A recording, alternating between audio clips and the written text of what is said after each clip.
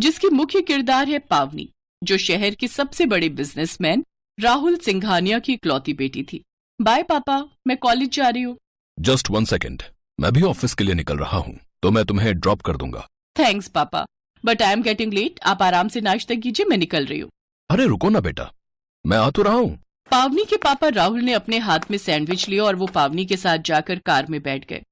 Driver, पहले college ले चलो, पावनी को ड्रॉप करके फिर ऑफिस चलना। हाँ पावनी, और बताओ कैसा चल रहा है कॉलेज में? फर्स्ट क्लास पापा। बेटा, मुझे समझ नहीं आता कि शहर के इतने बढ़िया बढ़िया कॉलेज छोड़कर तुमने उस टीचर कॉलेज को क्यों चुना?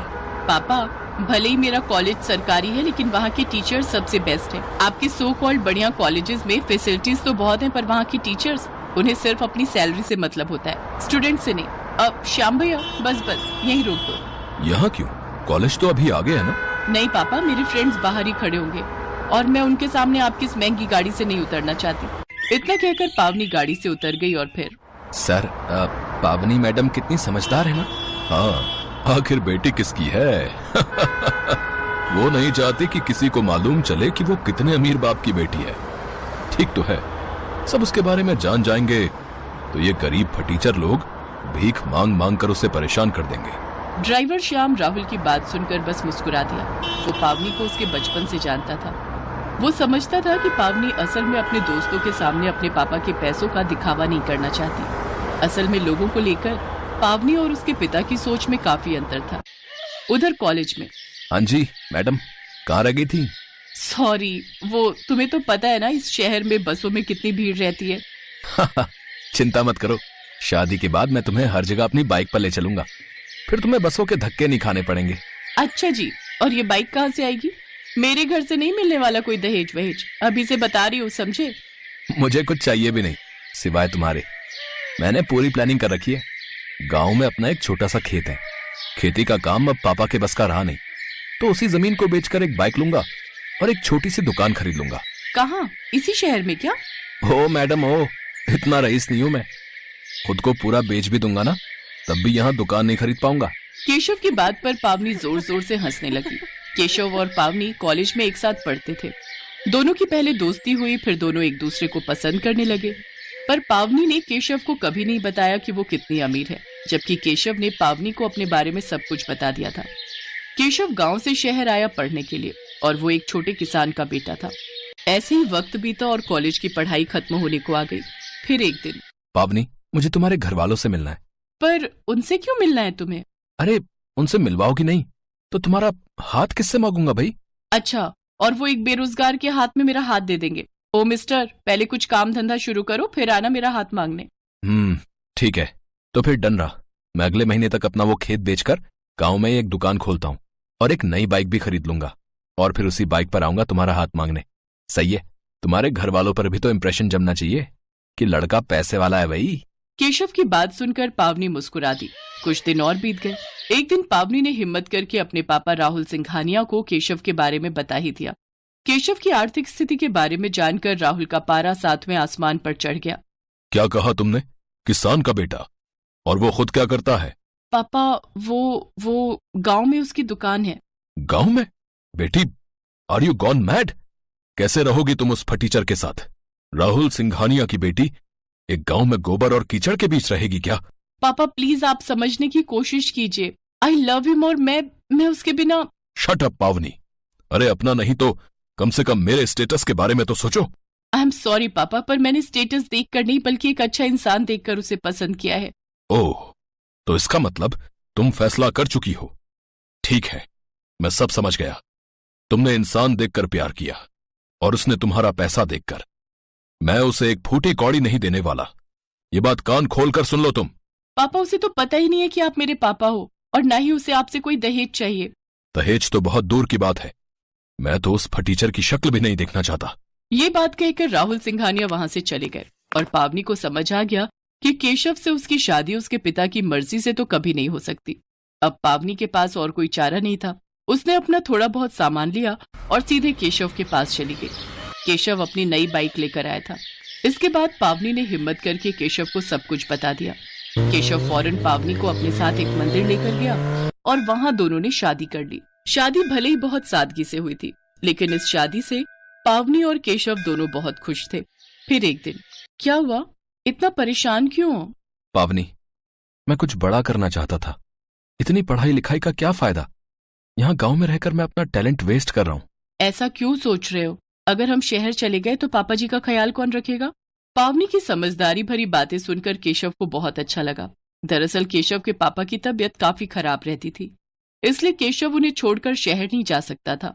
फिर एक दिन जब केशव और पावनी बाइक से कहीं जा रहे थे, तब रास्ते में ही केशव की बाइक खराब हो गई और फिर शिट, ये क्या हो गया यार? अब तो फंस गए। कोई बात नहीं, आसपास कोई बाइक रिपेयरिंग की दुकान होगी ना, चलो देखते हैं। अरे नहीं बाबा, यहाँ कम से कम 20 किलोमीटर तक कोई बाइक की दुकान नहीं है।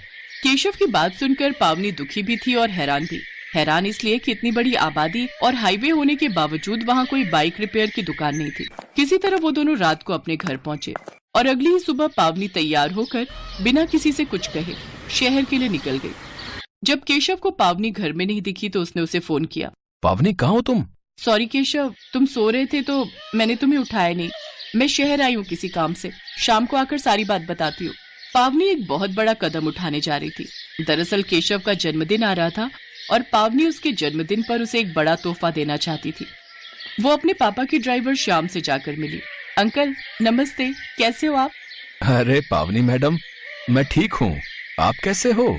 श्याम कई सालों से राहुल का ड्राइवर था और गाड़ी और रिपेयरिंग के बारे में उसे अच्छी खासी जानकारी थी। पावनी उसकी बहुत इज्जत करती थी और श्याम भी पावनी को बहुत मानता था। वो पावनी की मदद करने के लिए फौरन तैयार हो गया। श्याम से मिलने के बाद पावनी सीधे बैंक गई और वहां एक फाइल दिखाकर उसने लोन पास करा लिया। वो फाइल बिजनेस लोन के लिए थी और बैंक को पावनी का आइडिया पसंद आया था। शाम को जब पावनी घर लौटी तो वो एक छोटे से ट्रक में सवार थी। पावनी, अब ये सब क्या है? और ये ट्रक? हाँ, मैं इस ट्रक में हमारी खुशियाँ और तुम्हारा बर्थडे गिफ्ट लेकर आई हूँ। जैसे ही ट्रक वाले ने ट्रक का गेट खोला तो दिखाई दिया कि पूरा ट्रक छोटी बड़ी कई सारी पेटियों से भरा पड़ा था, जिनमें बाइक रिपेयरिंग के लिए जरूरी हर सामान मौजूद था। केशव को कुछ समझ नहीं आ रहा था। तभी पावनी ने आगे बढ़कर केशव को गले से लगाया और चहकते हुए कहा, हैप्पी बर्थडे मिस्टर। पावनी ने न सिर्फ पूरे गांव की एक बड़ी परेशानी का हल ढूंढ निकाला था, बल्कि केशव को उसके गांव में रहकर ही अच्छी कमाई करने का एक बढ़िया मौका भी दे दिया था। ठीक एक हफ्ते बाद केशव के ऑटो सर्विस सेंटर का उद्घाटन बड़ी धूमधाम से हुआ। सब लोग पावनी और केशव के लिए तालियां बजा रहे थे और केशव आंखों में आंसू लिए बस पावनी को देखे जा रहा था। उसे एहसास हो गया था कि पावनी के रूप में उसने बिल्कुल सही जीवन साथी को चुना है, जो उसके स्वाभिमान की भी कीमत समझती है और हर मुश्किल में उसके साथ खड़े रहने की हिम्मत भी रखती है। मनीष एक ऑटो रिक्शा चलाता था। जब वो 15 साल का था तब उसके पिता का देहांत हो गया। इसी कारण मनीष को ही घर की जिम्मेदारी उठानी पड़ी और कॉलेज की पढ़ाई छोड़कर पिता के ऑटो चलाने का काम मनीष ने संभाल लिया। मनीष की बड़ी बहन सुलेखा की शादी में जो उसके पिता ने कर्जा लिया था, उसे उतारने के लिए मनीष ने अपना घर भी बेच दिया और माँ के साथ किराए के घर में रहने लगा। मनीष की बड़ी बहन अपने ससुराल में खुश है, इस बात की उसे बहुत तसल्ली है। माँ, सुलेखा दीदी का मेरे मोबाइल पर फोन आया है, तुम बात कर लो, फिर मैं ऑटो लेकर काम पर निकलता हूँ। हेलो सुलेखा दीदी, ये लो, माँ से बात करो। हाँ बेटी, अपना ध्यान रखा कर, खूब खाया पिया कर, इससे बच्चे की सेहत पर अच्छा असर होगा। अब बस यही इच्छा है कि जल्दी से मैं नानी बन जाऊं और मनीष मामा। हाँ वो तो है, अब मामी कहलवाने वाली बस आ जाए तो मैं सुकून से तीर्थ यात्रा पर निकल जाऊंगी। नहीं नहीं, अपने नाती पोतों को खिलाकर ही तीर्थ यात्रा पर जाऊंगी। माँ, बस मनीष के लिए अच्छी सी लड़की ढूंढ लो जो घर संभाल ले। माँ, मुझे देर हो रही है, बाद में बात कर लेना। अच्छा सुलेखा, मैं तेरे से बाद में बात करती हूँ, मनीष को देर हो रही है। मनीष ऑटो लेकर काम पर निकलता है। उसे पहले ही बहुत देर हो चुकी थी, पर रास्ते में जाम भी बहुत था। वो सवारी का इंतजार कर रहा था, तभी उसका एक साथी जो उसकी तरह ऑटो चलाता था, वो किसी लड़की से झगड़ रहा था। अरे देखिए मैडम, ऐसा थोड़ी होता है? जब आपने मुझे यहाँ छोड़ने के लिए पैसे तय किए हैं तो चुपचाप मेरे पैसे दे दो ना। भैया, मैंने आपको बोला ना, मेरा पर्स रास्ते में कहीं गिर गया। मेरा मोबाइल फोन भी उसी में है और सारे पैसे भी। मेरा पर्स कहीं नहीं मिला। मैं तुम्हें बोल रही हूँ ना, मुझे अपना नंबर दे दो, मैं तुम्हारे नंबर पर पैसे भेज दूंगी। अभी मुझे देर हो रही है, मुझे सामने होटल में एक फंक्शन में पहुंचना है। अब क्या हुआ निरंजन, लड़ क्यों रहे हो सुबह सुबह? अरे देखना यार, सुबह सुबह पहली सवारी मिली और वो भी मुझे पैसे देने के लिए मना कर रही है। इन मैडम का पर्स कहीं खो गया है और मुझसे कह रही है कि पैसे बाद में देंगी। अरे ऐसे थोड़ी होता है भाई। कोई बात नहीं निरंजन, कभी कभी किसी की परेशानी को भी समझना चाहिए। एक काम कर, तेरे कितने पैसे बने? मैं दे देता हूँ, ये मैडम मुझे बाद में दे देंगी। मनीष निरंजन को ऑटो के 200 रुपए दे देता है। Thank you so much. मेरा नाम अर्चना है। आप मुझे अपना नंबर दे दो, मैं आपके नंबर पर ऑनलाइन पेमेंट भेज दूंगी। बाकी अगर मुझे देर ना होती तो मैं आपको अभी पैसे दे देती। अब कोई बात नहीं मैम, ये लीजिए मेरा नंबर। अर्चना नाम की वो लड़की मनीष का मोबाइल नंबर ले लेती है और अगले दिन मनीष के मोबाइल पर पैसे ट्रांसफर कर देती है। आपके पैसे मैंने अकाउंट में भेज दिए हैं, आप चेक कर लीजिए। और कल के लिए एक बार फिर से थैंक यू, आपने अनजान होकर भी मेरी मदद की। अर्चना और मनीष बात करने लगते हैं। अर्चना को मनीष से बात करना बहुत अच्छा लग रहा था। उसके बाद एक दो बार अर्चना की मुलाकात मार्केट में मनीष से हो ही जाती है। धीरे धीरे दोनों दोस्त बन जाते हैं। मनीष को पता चलता है कि अर्चना एक बहुत ही अमीर खानदान की लड़की है, तो वो उसे समझाता है। अर्चना, तुम बहुत ही अमीर खानदान की लड़की हो। तुम में और मेरे में जमीन आसमान का फर्क है। मैं एक मामूली ऑटो रिक्शा चलाने वाला गरीब लड़का हूँ। तुम्हारा और मेरा यूं दोस्ती रखना ठीक नहीं है। प्लीज तुम मुझसे मत मिलो। तुम ना मिलने की बात कर रहे हो, पर आज तो मैं तुम्हें अपने प्यार का इजहार करने आई थी। मैं तुम्हें बहुत पसंद करती हूँ मनीष। मैं अपनी आगे आने वाली पूरी लाइफ तुम्हारे साथ मिलकर जीना चाहती हूँ।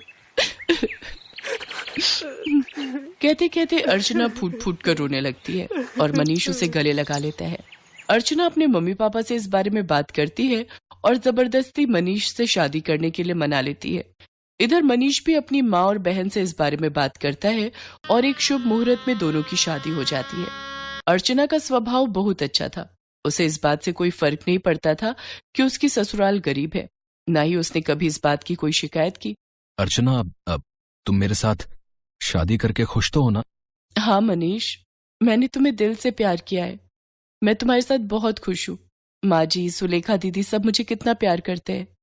मुझे तो महसूस ही नहीं हुआ कि मैं अपना घर छोड़कर आई हूँ। तभी अर्चना की सास भी आ जाती है। जीती रहो बहू, हम बहुत भाग्यशाली हैं कि इस घर को तुम्हारे जैसी बहू मिली। अर्चना भाभी, ये देखो, मैं आपके लिए नई साड़ी लाई हूँ। आज आप शाम को कीर्तन में यही पहनना। सुलेखा दीदी, ये साड़ी तो बहुत सुंदर है, ठीक है, पर एक शर्त पर। आज आप मुझे खुद तैयार करोगे, प्रॉमिस? अर्चना की बातें सुनकर सुलेखा की आंखों में आंसू आ जाते हैं।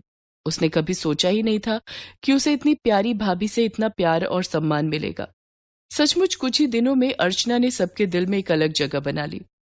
अब तो अर्चना के बिना कोई भी नहीं रहता था। सुलेखा के बेटा पैदा होता है। इधर अर्चना भी गर्भवती हो जाती है।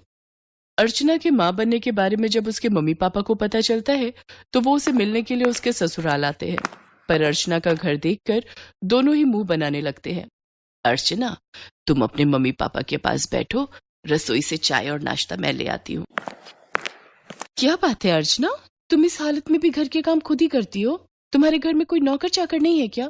कैसी बातें करती हो ललिता तुम जानती भी हो तुम्हारी बेटी किस घर में ब्याही है। यहाँ 2 वक्त की रोटी खाने के लिए भी सोचना पड़ता है। एक टाइम की सब्जी दूसरे टाइम खाते होंगे ये भला क्या नौकर चाकर रखेंगे? नहीं पापा, ऐसी कोई बात नहीं है। माँ जी और मनीष ने तो मुझे कई बार कहा है कि मैं घर में कोई काम वाली रख लूं, पर पूरा दिन मैं घर पर होती हूँ, मेरा भी मन नहीं लगता। और फिर मैं तो कुछ भी नहीं करती, सारा काम माँ जी ही करती है, मुझे उठने ही नहीं देती। ये लीजिए चाय। अर्चना, तुम्हें ये समोसे बहुत पसंद है ना? मैं ये भी हलवाई से खरीद लाई हूँ, अपने मम्मी पापा को भी दो। नहीं नहीं, मैं ऑयली फूड कम खाती हूँ। और अर्चना, तुम भी ये सब मत खाया करो। तुम्हें इस टाइम में जूस, फ्रूट्स ये सब लेना चाहिए। बहन जी, आप तो समझदार हैं। ये समोसे वगैरह ये सब बहुत नुकसानदायक है। मम्मी, आप मेरी टेंशन मत लो, माँ जी मेरा पूरा ख्याल रखती है। वो मुझे समय पर जूस, फ्रूट, दूध, दही, सब्जियां और सब कुछ खाने के लिए देती है। तभी अर्चना की ननद सुलेखा भी आ जाती है। अर्चना भाभी, मैंने डॉक्टर से अपॉइंटमेंट ले लिया है। कल सुबह 11 बजे आपको मेरे साथ चलना है, तो आपका चेकअप हो जाएगा और बाकी जो इंजेक्शन वगैरह। सुलेखा, तुम्हारा कौन से हॉस्पिटल में बच्चा हुआ था जिस डॉक्टर के बारे में तुम बात कर रही हो? जी, वो बड़े बाजार में जो हॉस्पिटल है जहाँ डॉक्टर नेहा बैठती हैं, वो सस्ता बेकार सा हॉस्पिटल। अर्चना, तुम उस हॉस्पिटल में चेकअप के लिए जाओगी तुम्हारा दिमाग तो ठीक है। अर्चना, तुम एक मामूली से हॉस्पिटल में चेकअप के लिए जाओगी। तुम चिंता मत करो, इन लोगों के पास अगर तुम्हारे इलाज के लिए पैसे नहीं है तो क्या हुआ, मैं तुम्हारे लिए इस शहर के सबसे बड़े नामी हॉस्पिटल में आज ही बात कर लेता हूँ। और तुम अभी के अभी अपना सामान पैक करो और हमारे साथ चलो। किसके घर? आपके घर पापा? मैं अभी अपना घर छोड़कर कहीं नहीं जा सकती। मुझे डॉक्टर नेहा, जो कि एक बहुत बड़ी और समझदार डॉक्टर हैं, उन्होंने सुलेखा दीदी की नॉर्मल डिलीवरी की है। उन्होंने मुझे पूरा रेस्ट करने के लिए बोला है। और शायद आपने ठीक से सुना नहीं, मुझे कल सुलेखा दीदी के साथ डॉक्टर के पास जाना है। आप थोड़ी देर और बैठेंगे या जा रहे हैं? क्योंकि अभी ना मनीष आने वाले हैं। वो शहर में एक नया रेस्टोरेंट खुला है, वहां पर मेरी फेवरेट आइसक्रीम मिलती है, तो आज मेरा वो खाने का प्लान है। तो हम सब डिनर के लिए जाने वाले हैं। अर्चना का ऐसा कोई प्लान नहीं था, ये उसकी सास और सुलेखा जानते थे। पर अर्चना अपने मम्मी पापा को एहसास दिलाना चाहती थी कि उसके ससुराल वालों का और अपमान ना ही करे तो उनके लिए बेहतर है। अर्चना के मम्मी पापा लज्जित हो जाते हैं और कुछ देर बाद वहां से चले जाते हैं। अर्चना की सास और ननद दोनों की आंखों में खुशी के आंसू थे। अर्चना अपनी सास और ननद के गले से लग जाती है। हेलो दोस्तों, कैसे हैं आप?